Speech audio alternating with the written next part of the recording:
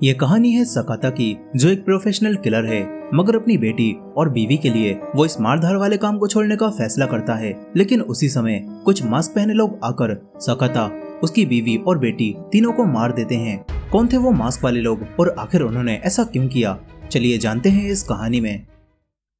कहानी की शुरुआत होती है जापान के शिंजो शहर से, जहाँ पर एक आदमी सकाता, जो एक प्रोफेशनल हिटमैन है, वो अपने हथियार पर धार लगा रहा होता है। इसके बाद वो तैयार होकर अपने काम पर निकल जाता है।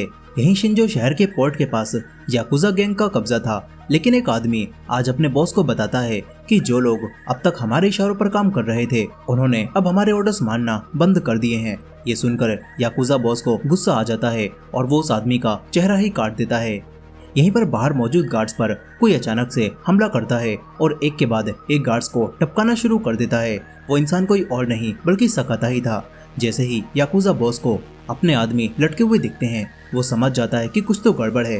वो अपने गार्ड्स के साथ भागने की कोशिश करता है, लेकिन सकाता ने पहले ही मरे हुए गार्ड्स की बॉडी से दरवाजा ब्लॉक कर दिया था। बॉस सीढ़ियों से छत की तरफ भागता है, मगर सकाता पहले ही छत पर पहुंचकर वहां मौजूद गार्ड से लड़ रहा था।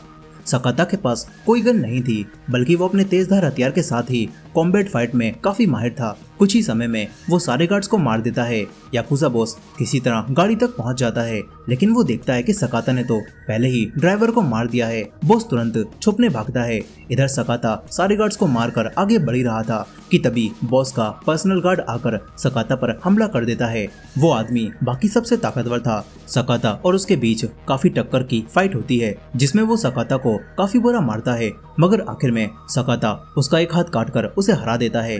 सकाता फिर आगे बढ़ता है। याकुजा बॉस अपनी गन निकालकर सकाता पर फायर करता है, लेकिन सकाता एक गार्ड को शील्ड की तरह यूज करता है और बच जाता है। फिर सकाता याकुजा बॉस को मारकर अपना काम खत्म करता है। जैसे ही सकाता पीछे मुड़ता है, एक गार्ड उसे गोली से मारने वाला था, लेकिन कोई और उसे पीछे से मार देता है। वो आदमी था अकीरा, जो कि इस काम में सकाता का साथी था। काम खत्म होने के बाद अकीरा सकाता को पेमेंट देता है और कहता है कि तुम ये काम मत छोड़ो, मगर सकाता ने पहले ही फैसला कर लिया था। आज उसने आखिरी बार किलिंग का काम किया है। आज के बाद वो अपने परिवार के लिए ये काम हमेशा के लिए छोड़ रहा है। यहीं पर हम देखते हैं कि कोई इन दोनों पर नजर रख रहा था। खैर, दूसरी तरफ सकाता अपने घर जाता है। घर में उसकी एक बेटी रियो और वाइफ आओई रहते हैं। सकाता अपनी बेटी और बीवी के साथ अब एक खुशहाल जिंदगी जीना चाहता है। वो अपनी वाइफ को बताता है कि मैंने वो काम हमेशा के लिए छोड़ दिया है, कल से मैं कोई नॉर्मल जॉब ढूंढूंगा। सकाता नहाने चला जाता है। उसके शरीर पर कई सारे घाव के निशान होते हैं। आज तक उसने बहुत सारी लड़ाइयाँ लड़ी हैं और कई बार चोट भी खाई है, लेकिन आज तक वो जिंदा है। खैर, जब वो अपने कपड़े पहन रहा था, तभी उसे अजीब आवाज आती है। वो बाहर आता है तो यहाँ पर 5 लोग मौजूद होते हैं, जिन्होंने डीमन मास्क पहन रखे थे। वो लोग सकाता को जानते थे। उनमें से एक आदमी कहता है कि पोर्ट पर मौजूद पूरे याकुजा गैंग को खत्म करके तुमने हमारा ही काम आसान किया है। फिर एक आदमी रियो को पकड़ता है और ये देखकर सकाता गुस्से में आ जाता है। वो उस आदमी को मारने लगता है, लेकिन दूसरा आदमी उसकी वाइफ पर गन पॉइंट करके उसे रोक देता है। फिर वही आदमी सकाता को बहुत बुरी तरह मारने लगता है। रियो उनसे कहती है कि मेरे डैड को छोड़ दो, उन्हें मत मारो। सकाता की वाइफ रियो को पकड़कर उन सभी से कहने लगती हैं कि प्लीज इस बच्ची को यहाँ से जाने दो। तभी एक आदमी सकाता की वाइफ के गोली मार देता है, जिससे वो वहीं पर मर जाती है। सकाता ये देखकर हैरान रह जाता है। फिर एक रेड मास्क वाला आदमी रियो के सर पर गन रखता है। सकाता उनसे कहता है कि प्लीज रियो को जाने दो। वो रियो को भागने के लिए कहता है और उसकी गन को पकड़ लेता है, लेकिन यहाँ पर बैठा हुआ इनका बॉस रियो को भी शूट कर देता है। रियो वहीं पर गिर जाती है। सकाता के पैरों तले जमीन खिसक जाती है। उसने कुछ ही पलों में अपनी बेटी और बीवी दोनों को खो दिया। उसे समझ नहीं आता कि वो क्या करे। सकाता गुस्से में कहता है कि मैं तुम सभी को मार डालूंगा। ये सुनकर इनका बॉस कहता है कि मुझे इस चीज का इंतजार रहेगा। इसके बाद रेड मास्क वाला आदमी सकाता के सर में गोली मार देता है और वो सभी लोग यहाँ से चले जाते हैं। मीडिया में इस घटना को ये बताकर पेश किया जाता है कि सकाता ने अपनी वाइफ और बेटी को गोली मार दी और फिर खुद के सर में भी गोली मारकर सुसाइड करने की कोशिश की। इसके बाद कहानी 12 साल आगे आती है। हम सकाता को देखते हैं, जो कि आज भी जिंदा था, लेकिन उसका शरीर बिल्कुल बेकार हो चुका था। वो अपने हाथों पैरों को हिला भी नहीं पाता था। अपनी वाइफ और बेटी को मारने के जुर्म में उसे 12 साल की सजा हुई थी और आज वो जेल से आजाद हो जाता है। अकीरा, जो कभी उसके साथ काम करता था, अपने ड्राइवर के साथ सकाता को लेने आता है। यहीं पर शिंजो शहर अब तरक्की कर रहा था और यहाँ का नया मेयर सुनोहारा काफी विजनरी इंसान था। सुनोहारा बताता है कि हमने यहाँ पर एक नया रिजोर्ट माहोरोबा बनवाया है, जिसमें मॉल, थिएटर्स, कई सारे रेस्टोरेंट, इंटरनेशनल कॉन्फ्रेंस फैसिलिटी और एक फुल स्केल कसिनो मौजूद होगा। माहोरोबा शिंजो शहर में एक पैराडाइज की तरह होगा, जहाँ पर एंटरटेनमेंट की हर एक चीज मौजूद होगी और माहोरोबा की ओपनिंग 6 महीने बाद होगी। सभी लोग ये सुनकर खुश होते हैं कि शिंजो शहर तरक्की कर रहा है, लेकिन एक जर्नलिस्ट मेयर से पूछता है कि पिछले समय में हमारे शहर में लोगों के मिसिंग होने के केस काफी बढ़ते जा रहे हैं और ऑपोजिशन में जो भी लोग माहोरोबा के खिलाफ थे वो भी अचानक से कहीं पर गायब हो गए और सरकार लोगों से जबरदस्ती उनकी जमीनें भी छीन रही है। इस सब के बारे में आप क्या कहना चाहेंगे? ये सवाल सुनते ही एंकर उस जर्नलिस्ट को एक साथ इतने ज्यादा सवाल पूछने से मना करती है और सुनोहारा भी कहता है कि आपके पास इन सारी चीजों का कोई भी एविडेंस नहीं है। बल्कि सुनोहारा उल्टा उस आदमी से ही कहता है कि तुम इस तरह के सवाल पूछकर हमारे शहर की इज्जत पर दाग लगा रहे हो। इस तरह जर्नलिस्ट को चुप करा दिया जाता है। दूसरी तरफ अकीरा सकाता को अपने घर ले जा रहा था और रास्ते में ही हमें दिखता है कि शिंजो शहर कितनी तरक्की कर रहा है। सड़कों पर कचरा पड़ा होता है और आसपास का माहौल भी अच्छा नहीं होता। अकीरा सकाता को एक घर में लाता है और अपने ड्राइवर से उसका ख्याल रखने के लिए कहता है। वो ड्राइवर अकीरा का अच्छे से ख्याल रखता है, उसे खाना और दवाई देता है और शाम को घुमाने भी ले जाता है। तभी सकाता को वापस लाते समय अचानक एक आदमी सकाता पर चाकू से हमला कर देता है। ये उसी याकुजा गैंग का आदमी था जिसका मूवी की शुरुआत में सकाता ने हाथ काट दिया था। वो सकाता से अब बदला लेना चाहता था। ड्राइवर उससे कहता है कि इन्हें छोड़ दो, इनकी बॉडी अभी कुछ भी फील नहीं कर सकती। वो आदमी सकाता को देखता है जो बिना मूवमेंट के किसी जिंदा लाश की तरह वहां पर पड़ा हुआ था, लेकिन सकाता देख सकता था उसकी आंखों के सामने एक मास्क आता है और इससे सकाता को वही लोग याद आ जाते हैं जिन्होंने उसकी बेटी और वाइफ को मारा था। दूसरी तरफ वही जर्नलिस्ट मेयर के खिलाफ सबूत इकट्ठा कर रहा था। एक आदमी जो याकुजा गैंग का ही हिस्सा था, वो जर्नलिस्ट को उन्हीं मास्क वाले लोगों के बारे में बताता है। उन्हें कुमेनगुमी कहा जाता है और 12 साल पहले इन्हीं लोगों ने पोर्ट पर मौजूद याकुजा गैंग को मरवाया था। इसके बाद ही माहोरोबा को बनने की मंजूरी मिली और फिर सुनोहारा मेयर बन गया। जर्नलिस्ट इन सारी चीजों को लिख लेता है। तभी इन दोनों को अपने सामने वही रेड मास्क वाला कुमेनगुमी दिखता है। वो यहाँ पर आकर इन दोनों पर हमला करता है। पहले वो जर्नलिस्ट को मारता है और फिर एक दूसरा कुमेनगुमी यहाँ पर आकर याकुजा गैंग के आदमी को गन पॉइंट पर लेता है और उसे रेड मास्क वाले के सामने लाता है। वो आदमी उसे गन देकर कहता है कि अगर तुम्हें अपनी फैमिली को बचाना है तो खुद को मार लो। वो आदमी अपनी फैमिली के लिए खुद को गोली मार लेता है। रेड मास्क वाला चला जाता है क्योंकि दूसरा कुमेनगुमी इनकी बॉडी को ठिकाने लगा देगा। लेकिन तभी उसके पास एक मैसेज आता है। उसे पढ़कर वो हैरान रह जाता है। दूसरी तरफ अकीरा याद कर रहा था कि जिन लोगों के लिए ये लोग काम करते थे उन्हीं ने सकाता और उसके परिवार को मार दिया। अकीरा को उन पर काफी गुस्सा आ रहा था। तभी उसके पास एक कॉल आती है। उसे पता चलता है कि सकाता पर किसी ने चाकू से हमला किया था और इस वक्त सकाता हॉस्पिटल में है। इधर पुलिस चीफ भी सकाता को देखने आता है। वो अपने दोनों जूनियर्स को पैसे देकर जाकर ड्रिंक पीने के लिए कहता है और फिर पुलिस चीफ सकाता के पास आ जाता है। यहाँ हमें पता चलता है कि पुलिस चीफ उन्हीं 5 कुमेनगुमी में से एक है। वो सकाता से कहता है कि पता नहीं उस दिन सर पर गोली लगने के बाद भी तेरी सांसें कैसे चल रही थी और ये देखकर हमारे लीडर ने तुझे जिंदा छोड़ दिया, लेकिन अब मैं तेरा खेल यहीं पर खत्म करूंगा।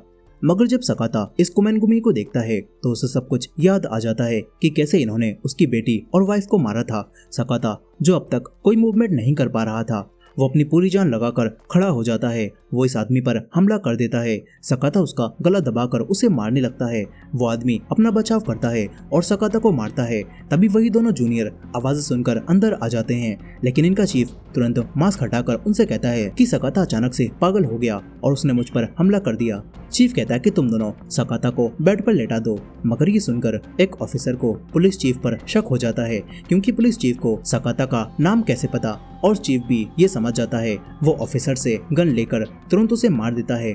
और दूसरा पुलिस ऑफिसर सब जानता था और पुलिस चीफ के साथ था, इसीलिए वो कुछ भी नहीं कहता। मगर एक डॉक्टर ने सब देख लिया था। ये दोनों तुरंत डॉक्टर को पकड़कर उसे भी जान से मार देते हैं।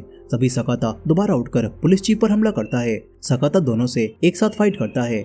इसी फाइट के दौरान जूनियर ऑफिसर खिड़की से बाहर गिर जाता है। सकाता पुलिस चीफ को मारता है और किसी तरह से उसे जान से मारने में कामयाब हो जाता है। इस तरह 5 कुमेनगुमी में से सकाता एक को मार गिराता है। फिर वो यहाँ से जाने लगता है। नीचे अकीरा भी सकाता के पास आ रहा था और वो सकाता को चलता हुआ देखकर हैरान रह जाता है। ये लोग तुरंत सकाता को लेकर यहाँ से चले जाते हैं। अब इसके बाद हम एक फैक्ट्री को देखते हैं। बाहर से ये फैक्ट्री बिल्कुल नॉर्मल लगती है, लेकिन इसे भी उन्हीं बचे हुए 4 कुमेनगुमी में से एक आदमी चला रहा था और यहाँ पर ड्रग्स बनाए जा रहे थे। वो दूसरा कुमेनगुमी एक तीसरे कुमेनगुमी को कॉल पर बताता है कि सकाता लौट आया है और उसने हमारे एक साथी को मार दिया है। दूसरा कुमेनगुमी तीसरे से पूछता है कि वैसे तुम इस वक्त कहाँ पर हो। वो बताता है कि मैं अभी माल सप्लाई कर रहा हूँ, असल में ये लोग लड़कियों को बेच रहे थे। वहीं इन कुमेनगुमी के लीडर को जब पता चलता है कि सकाता लौट आया है तो वो और भी खुश हो जाता है। वो अपने हाथों से सकाता को मारने का फैसला करता है।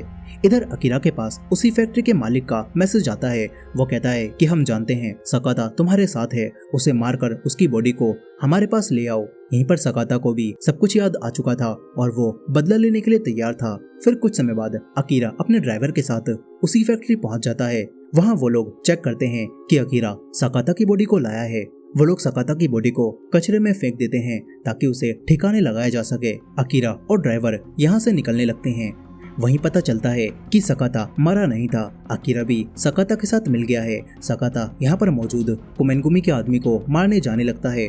वो आदमी कैमरों में देख लेता है कि सकाता जिंदा है। वो समझ जाता है कि अकीरा ने भी इन्हें धोखा दे दिया है, इसलिए वो तुरंत अपने आदमी को कॉल करता है और वो आदमी ये बात पता चलते ही अकीरा और उसके ड्राइवर पर हमला कर देता है, जिसमें ड्राइवर मारा जाता है। अकीरा किसी तरह बच जाता है और उस आदमी को ही मार देता है। इधर सकाता अपने रास्ते में आने वाले सभी आदमियों को मारता हुआ आगे बढ़ रहा था। कई सारे आदमी सकाता को मारने की कोशिश करते हैं, लेकिन सकाता के ऊपर बदले का भूत सवार था। वो सभी को मारता जाता है, मगर इस लड़ाई का फायदा उठाकर वो कुमेनगुमी फैक्ट्री से बाहर निकल जाता है। सकाता देखता है कि वो बाहर खड़ा हुआ है और तभी वो फैक्ट्री में लगा हुआ बम ब्लास्ट कर देता है, जिससे एक बड़ा धमाका होता है। तभी इनके लीडर की उसे कॉल आती है। वो कहता है कि तुम ये भी कर सकते हो, मैंने कभी सोचा नहीं था। वो दूर से फैक्ट्री को ब्लास्ट होते हुए देख रहा था, मगर तभी बात करते हुए दूसरा कुमेनगुमी हैरान रह जाता है क्योंकि सकाता अब भी मरा नहीं था, वो बच गया होता है। ये देखकर कुमेनगुमी अपनी गन निकालता है, मगर तभी अकीरा गाड़ी लेकर आता है और उसे उड़ा देता है। लेकिन अकीरा को भी गोली लग चुकी थी, वो मरने वाला था। मगर मरने से पहले अकीरा सकाता से कहता है कि मुझे भी मार दो, क्योंकि मैंने ही इन्हें तुम्हारी बीवी और बेटी के बारे में बताया था और हो सके तो मुझे माफ भी कर देना। सकाता गुस्से में आकर अकीरा को गोली मार देता है। इसके बाद सकाता दूसरे कुमेनगुमी को देखता है जो कि अब भी जिंदा था। सकाता उसे एक बोट पर ले जाता है और उसे मारकर पूछता है कि बाकी सब कहां पर हैं, लेकिन वो कुछ भी बताने से मना कर देता है। तभी इनका बॉस उसके फोन पर कॉल करता है और सकाता से कहता है कि मैं तुम्हें एक बात बताना चाहता हूँ, तुम्हारी बेटी रियो आज भी जिंदा है और वो हाई स्कूल लाइफ जी रही है, इसीलिए अगर तुमने और किसी को मारने की कोशिश की तो तुम्हारी बेटी इस बार नहीं बचेगी। मगर सकाता इस आदमी को मार ही देता है और फिर अपनी बेटी रियो को ढूंढने का फैसला करता है। वहीं दूसरी तरफ हम रियो को देखते हैं जो कि उसी तीसरे कुमेनगुमी के साथ उसके घर पर रह रही थी। रियो को कुछ भी याद नहीं था और वो तीसरे कुमेनगुमी को ही अपना डैड समझ रही होती है, लेकिन इस आदमी की रियो पर गंदी नजर होती है। अब तभी इनका बॉस जो कि असल में मेयर सुनोहारा है, वो इसे कॉल करके पूछता है कि सकाता का कुछ पता चला क्या। ये तीसरा कुमेनगुमी कहता है कि मैंने अपने आदमियों को उसे ढूंढने पर लगा दिया है। सुनोहारा हंसते हुए कहता है कि सकाता का चेहरा देखने लायक होगा जब उसे पता चलेगा कि उसकी बेटी को सिर्फ इसीलिए जिंदा रखा जा रहा है ताकि तुम उसका फायदा उठा सको। वहीं पर रियो अपनी आर्चरी की प्रैक्टिस कर रही थी। इसके बाद हम एक पुलिस ऑफिसर को देखते हैं। वो स्टेशन से घर जाता है जहां पर उसके घर की खिड़की खुली हुई थी और सकाता अंदर मौजूद था। पुलिस ऑफिसर पहले तो डर जाता है, मगर फिर वो सकाता को पहचान जाता है। सकाता उससे कुमेनगुमी के बारे में पूछता है। इस पर पुलिस ऑफिसर सकाता को उसी पुलिस चीफ की फोटो दिखाता है जिसे सकाता ने हॉस्पिटल में मार डाला। पुलिस ऑफिसर बताता है कि पहले मैं इसके साथ ही काम किया करता था, मैं इसका जूनियर था और ये कई बार मुझे अपने साथ ड्रिंक पर भी ले जाता था और नशे में होने के बाद कई सारी बातें बोलता था। पुलिस ऑफिसर बताता है कि एक बार उसने आधी रात में पुलिस चीफ का पीछा भी करवाया था और पता चला कि वो कुमेनगुमी किसी को रात में मार रहे थे। पुलिस ऑफिसर बताता है कि जिस आदमी को इन्होंने वीडियो में मार डाला वो एक सिक्योरिटी कंपनी का मालिक था और इसके मरते ही एक नई सिक्योरिटी कंपनी सिंजो सिक्योरिटी सामने आई और माहोरोबा का कॉन्ट्रैक्ट उस कंपनी को मिल गया। सकाता समझ जाता है कि उसे अपना अगला शिकार उसी कंपनी में मिलेगा। सकाता तुरंत उस कंपनी में पहुंच जाता है और जो कोई भी सकाता को रोकने की कोशिश करता है सकाता उसे मारता जाता है। यहीं पर ऊपर रियो भी मौजूद होती है और सकाता जब उस रूम में आता है तो रियो छुप जाती है। सकाता वहां पर लगी हुई रियो की बहुत सारी फोटोज को देखता है जिसमें उसके बचपन से लेकर अभी तक की फोटोज थीं। सकाता को पता चल चुका था कि उसकी बेटी रियो अब कैसी दिखती है। अब तभी वही तीसरा कुमिनगुमी यहाँ पर आ जाता है। वो रियो के सामने गन नहीं निकालता और तभी सकाता उससे रियो के बारे में पूछता है और उसे मारने लगता है।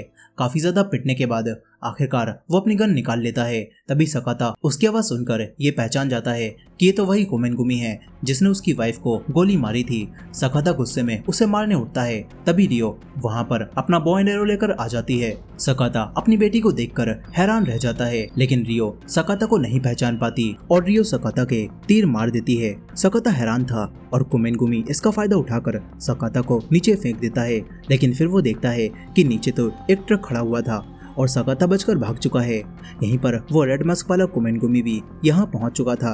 दूसरी तरफ पुलिस ऑफिसर सकाता को लेकर यहाँ से जा रहा था। वो सकाता को एक जगह लाता है और उसके लगा हुआ तीर निकालता है और उसका इलाज करता है। तभी पुलिस ऑफिसर के फोन पर अननोन नंबर से कॉल आती है। वो कुमिनगुमी का लीडर था। वो सकाता से बात करता है और कहता है कि अपनी बेटी को इतने सालों बाद देखकर तुम्हें कैसा लगा। कुमिनगुमी के इस बॉस ने रियो को उठा लिया था और वो सकाता से कहता है कि अगर तुम चाहते हो कि तुम्हारी बेटी और जिए तो माहोरोबा आ जाओ। सकाता तुरंत माहोरोबा जाने के लिए तैयार हो जाता है। इधर तीसरा कुमिनगुमी भी माहोरोबा जाने लगता है। वहीं सकाता उसी जगह जाता है जहां वो अपने सारे हथियार और गन रखता था। सकाता अपना हथियार लेता है और अपनी गाड़ी से माहोरोबा जाने लगता है। माहोरोबा में बचे हुए तीनों कुमिनगुमी अपने लोगों के साथ मौजूद थे। रियो भी एक रूम में कैद होती है। सकाता माहोरोबा में आकर एक के बाद एक आदमियों को टपकाता हुआ आगे बढ़ रहा था। सकाता किसी पर भी कोई रहम नहीं दिखाता, सभी को बेरहमी से मारता हुआ सकाता आगे बढ़ रहा था और ये सीसीटीवी में देखकर तीसरा कुमिनगुमी उससे लड़ने जाने लगता है। इधर सकाता और लोगों को मारते हुए ऊपर आ रहा था। वो लोग भी सकाता पर हमले करते हैं, जिससे सकाता कमजोर और काफी थक जाता है। तीसरा कुमिनगुमी सकाता पर हमला कर देता है। उसके पास तेजधार चाकू था जिससे वो सकाता को टक्कर दे रहा था। सकाता और उसके बीच काफी तगड़ी फाइट होती है, मगर आखिर में सकाता उसकी एक आंख घायल करके उस पर अपने हथियार से हमला करता है और उसे मार देता है। तभी और लोग नीचे आने लगते हैं, लेकिन सकाता उन्हें भी निपटाकर लिफ्ट से ऊपर एंट्री लेता है और उस रूम तक पहुंच जाता है जहां पर रियो मौजूद थी। वो रियो से कहता है कि मुझसे मत डरो, मुझे पहचानो, मैं तुम्हारा डैड हूँ। लेकिन रियो उसे नहीं पहचान पाती। तभी रेड मास्क वाला कुमिनगुमी उसके रोड मारकर उसे बेहोश कर देता है। इसके बाद रियो और सकाता दोनों को इनके बॉस यानी मेयर सुनोहारा के सामने लाया जाता है। सुनोहारा अपनी तलवार निकालकर रियो को मारने की धमकी देता है और सकाता से कहता है कि मैं तुम्हारे अंदर के असली मॉन्स्टर को देखना चाहता हूँ। तुम अब तक पूरी तरह से मॉन्स्टर नहीं बने हो। सकाता के अंदर के मॉन्स्टर को जगाने के लिए सुनोहारा रियो को मारने वाला था, मगर तभी पुलिस ऑफिसर गन लेकर यहाँ पर आ जाता है। वो सभी को शूट करने लगता है। सकाता रियो से कहता है कि रियो भागो, और ये सुनते ही रियो को बचपन का वो पल याद आ जाता है जब उसके घर पर कुमिनगुमी ने हमला किया था और उसकी माँ को मार दिया था। उस दिन जब सकाता ने रियो को भागने के लिए कहा और रियो भागी तो गोली रियो के नहीं बल्कि उसके खिलौने पर लगी थी और रियो बेहोश हो गई थी। खैर रियो को सब याद आ जाता है। वो भागती है। सकाता बाकी लोगों को रियो पर हमला करने से रोकने के लिए उनसे लड़ने लगता है। पुलिस ऑफिसर रियो को लेकर भाग जाता है। तभी रेड मास्क वाला कुमिनगुमी यहाँ पर आकर सकाता को मारने लगता है। वो काफी ताकतवर था और लड़ाई में माहिर था। वो सकाता को काफी बुरी तरह से मारता है, लेकिन सकाता हार नहीं मानता। उसे आज भी अपनी वाइफ की मौत का बदला लेना था। मेयर सुनोहारा इस फाइट को मजे से देख रहा था। तभी सकाता रेड मास्क वाले को बहुत बुरी तरह से मारकर आखिरकार उसे गिरा देता है, मगर सकाता भी अब काफी कमजोर हो चुका था। इसके बाद सुनोहारा नीचे आता है। वो रेड मास्क हटाता है और उस मास्क के पीछे सुनोहारा का जुड़वा भाई होता है जिसका चेहरा थोड़ा जला हुआ था। दरअसल सुनोहारा बचपन में अपने जुड़वा भाई से मिला था, तभी से उन दोनों ने एक दूसरे का साथ देने का फैसला किया और बचपन से ही सुनोहारा का ये जुड़वा भाई उसके कहने पर लोगों को मारने लगा था। खैर अब वो जुड़वा भाई यहाँ पर मर रहा था और ये देखकर सुनोहारा बिना किसी दुख के उसे धक्का देकर साइड में कर देता है और सकाता को खुद मारने का फैसला करता है। इधर रियो पुलिस ऑफिसर के साथ भाग रही थी, मगर रियो को अब अपने डैड की चिंता होने लगती है। वो वापस अपने डैड की तरफ भागती है। वहीं सकाता इस आखिरी कुमिनगुमी से फाइट करता है, मगर सकाता अब बेहद कमजोर हो चुका था और सुनोहारा सकाता पर हमला करके अपनी तलवार से उसका एक हाथ काट देता है। सकाता तब भी हार नहीं मानता। वो सुनोहारा से अपनी आखिरी सांस तक लड़ता रहता है और उसकी तलवार को तोड़ देता है। फिर सकाता उसका भी खेल खत्म कर देता है, मगर इसके साथ ही सकाता भी नीचे गिर जाता है। वो अपने सामने रियो को देखकर खड़ा होता है और रियो के पास जाने की कोशिश करता है, मगर तभी एक गोली सकाता के लगती है। वो तीसरा कोमेनगुमी था जो कि अब भी जिंदा बच गया था। वो रियो को अपने पास आने के लिए कहता है, लेकिन रियो को अब हकीकत पता चल चुकी थी कि ये उसका डैड नहीं है बल्कि सकाता ही उसका डैड है। तभी सकाता दोबारा उठकर उसे भी मार देता है। रियो अपने डैड को गले लगाती है और कहती है कि डैड प्लीज मुझे छोड़कर मत जाइए। सकाता कहता है कि रियो बेटा मुझे माफ कर दो, मैं तुम्हारी माँ को नहीं बचा पाया। इसके बाद सकाता आखिरी बार अपनी बेटी के सर पर हाथ फेरता है और वहीं दम तोड़ देता है। रियो चीख चीख कर रोने लगती है। फिर कुछ समय बाद यहाँ पर पुलिस और एम्बुलेंस की टीम पहुंच जाती है। यहाँ हमें पता चलता है कि सकाता ने कोमेनगुमी के अलावा किसी को भी जान से नहीं मारा, सिर्फ सभी को घायल किया होता है। यहीं पर एम्बुलेंस जब मेयर सुनोहारा को ले जा रही थी तो पता चलता है कि वो अब भी जिंदा है और तो और रियो भी कहीं पर गायब हो जाती है। अब इसके बाद कहानी 1 साल आगे जाती है। सुनोहारा मीडिया के सामने आता है और पता चलता है कि ये असली सुनोहारा नहीं है बल्कि उसका वही जुड़वा भाई है जो कि जिंदा बच गया था और अब वो रेड मास्क की जगह कोमेनगुमी का लीडर का मास्क चुनता है ताकि वो दोबारा से अपनी कोमेनगुमी की सेना बना सके। वो काफी खुश हो रहा था, लेकिन तभी उसके सामने रियो आ जाती है। वो तीर ताने हुई थी और एक ही तीर में वो इसका भी काम तमाम कर देती है। रियो इसके 2 और तीर मारती है और इस तरह रियो आखिरी कोमेनगुमी को मारकर अपने डैड की मौत का बदला ले लेती है और इसी एंडिंग के साथ ये कहानी यहाँ पर खत्म हो जाती है।